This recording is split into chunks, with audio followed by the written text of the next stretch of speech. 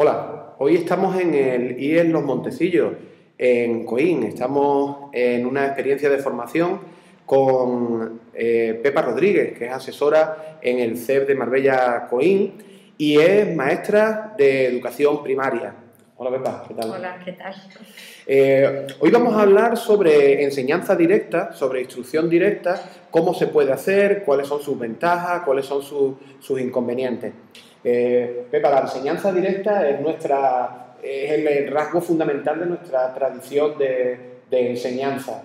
¿Qué ventajas e inconvenientes le ves tú al trabajo centrado en la maestra o el maestro, muy dirigido, para la presentación de contenido? ¿Qué ventajas e inconvenientes crees que tiene?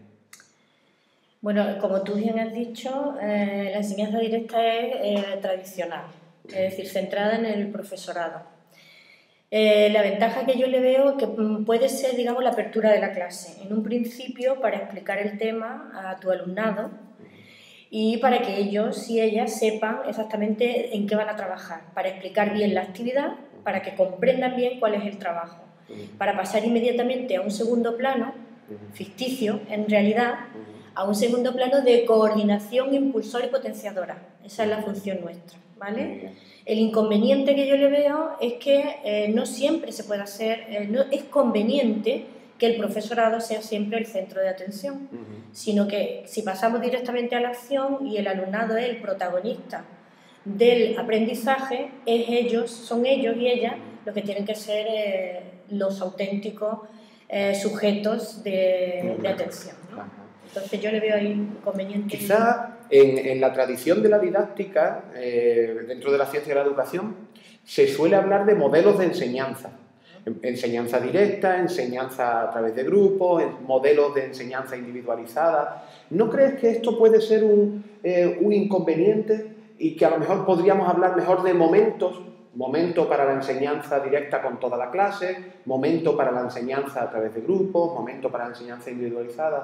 Eso es lo que más o menos he querido yo comentarte, es decir, que no hay un único modelo de enseñanza, a ver, no hay una única metodología. Una persona, bueno, un docente tiene que adecuar al contexto, tiene que adecuar distintos modelos y tiene que adaptarlos también, ¿vale? Entonces yo creo que eso es lo válido, por lo menos desde mi experiencia.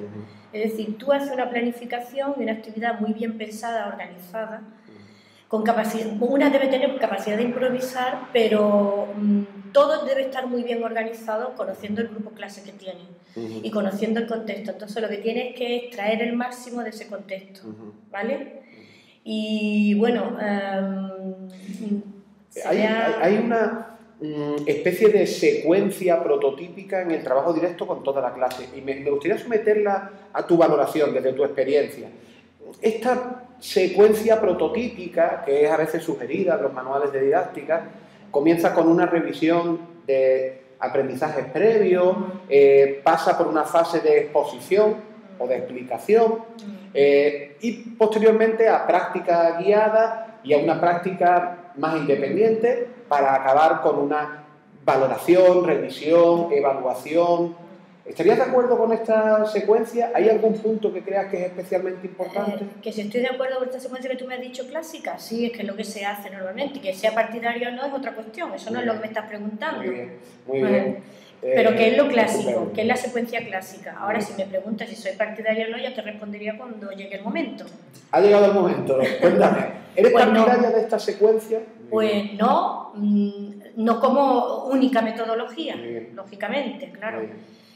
Puede llegar un momento, un día en la clase, que sí que es necesario hacerlo así, pero debe de ser algo, el aprendizaje debe de ser algo sentido por el alumnado, debe ser algo muy cercano a los intereses del alumnado, y entonces uno lo que tiene que hacer como docente es extraer ese interés y esa motivación, porque seguro que vamos a tener más éxito en el aprendizaje, ¿vale? Entonces, esa secuencia que me acabas de decir es una secuencia clásica a la que yo no la daría como válida si es única, ¿vale? Entonces yo, desde mi experiencia, mi humilde experiencia, no la daría, porque además no la daría como válida. Muy probablemente esta secuencia no no sea aplicable a todo tipo de alumnado, a todo tipo de contexto, evidentemente, y muy probablemente a todo tipo de conocimiento que queramos trabajar en el aula. Esa metodología no atiende bien a la diversidad, no se adapta a la diversidad, puesto que, bueno, tú puedes hacer varias secuencias, varias actividades, pero claro, cuando tú me estás hablando de una metodología clásica en la cual hay una exposición por parte del profesorado para todo un grupo diverso y heterogéneo, no puedes atender a la diversidad con esta metodología. Es decir, el principio que yo atendería, lo que te he dicho antes, un tema sentido y vivido por el alumnado, o que una desde la empatía que una tiene con el alumnado haga que ese tema sea, claro, tú estás detrás coordinando y potenciando, que sea sentido y motivado por el alumnado, y entonces cuando ya has conseguido esto, crear grupos heterogéneos donde haya una interacción, que es buenísimo. Yo defiendo el aprendizaje cooperativo, soy un modelo de aprendizaje cooperativo, entonces dentro de esos grupos interactivos van aprendiendo entre sí, ahí donde se aprende ese contenido, con el profesorado siempre pendiente, siempre alerta de lo que está sucediendo ahí, ¿vale? Ese es mi modelo. Bueno, ya sabes que coincidimos en la perfección del modelo. Volviendo a la enseñanza directa, al método, al enfoque tradicional, este es un enfoque que al estar centrado en el docente demanda, obviamente, una capacidad para la interacción, para captar la atención del alumnado especialmente alta, puesto que buena parte del trabajo está centrado en el docente. ¿Qué crees o cuáles serían, qué pistas, qué sugerencias, qué claves nos podrías dar para captar la atención del alumnado en primaria hoy? ¿Por dónde podríamos tirar? Primero tiene que haber una empatía entre el profesorado y el alumnado. Yo lo vuelvo a repetir otra vez. Puedo parecer un poquito repetitiva, pero tiene que haber una conexión. Si esa conexión no se da, no se despierta el interés, la atención. Entonces tiene que haber primero una conexión entre el sujeto y el objeto, digámoslo así, ¿no? Entre comillas. Y después tiene que haber un tema que realmente sea motivador. Vuelvo a decir otra vez, es que si no, no captan la atención de ninguna manera. Eso está abocado al fracaso. Porque, y más en chicos jóvenes, en niños y niñas, que tienen una atención muy dispersa, entonces, y unos intereses también, bueno, y en adolescentes también, ¿no?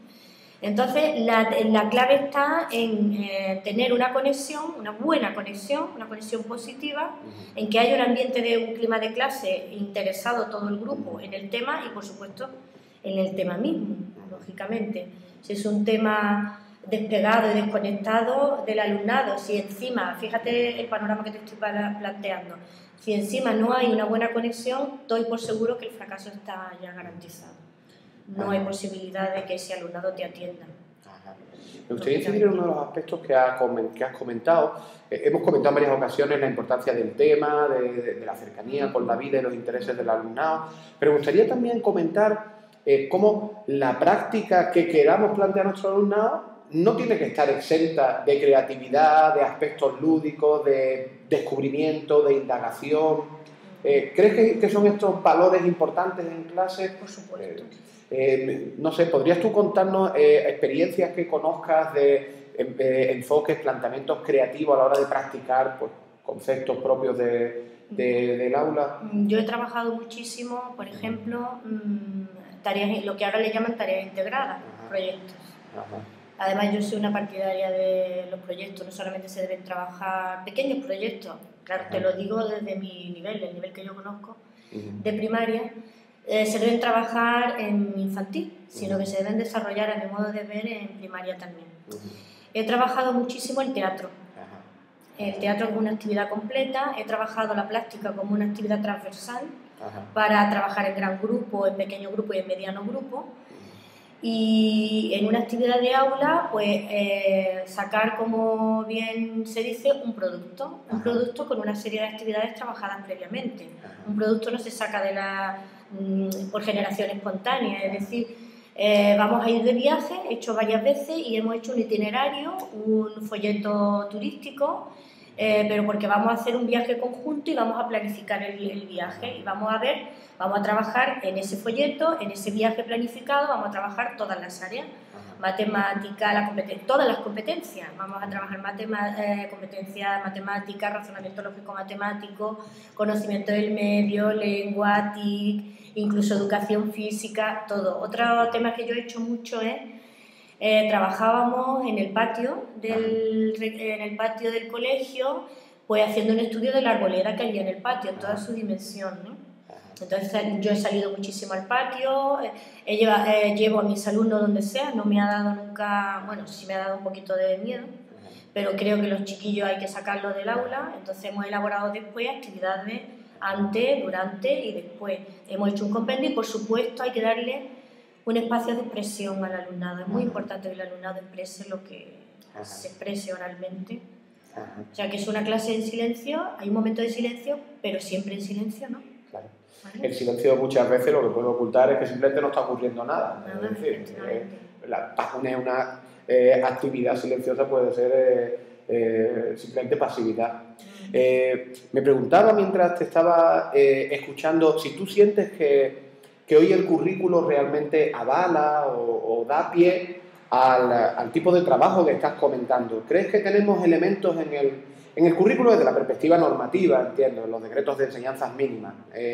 ¿Crees que tenemos herramientas para diseñar una enseñanza como la que tú acabas de describir?